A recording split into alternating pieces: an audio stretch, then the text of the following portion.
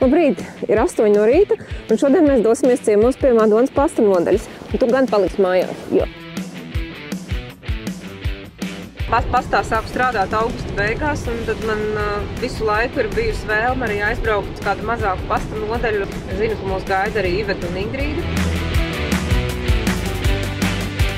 Sveiki, Madonas jaukam kolektīvam. Sveiki, Ingrīda. Labdien. Prieks iepazīties, Beāta. Kas jums vispār visvairāk patīk savā darbā ikdienā?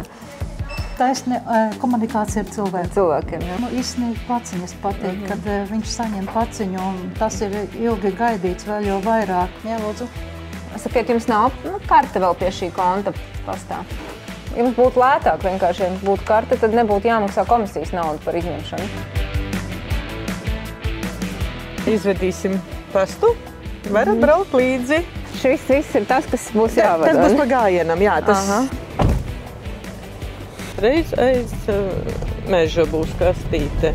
Tur šodien ir tikai vēstule.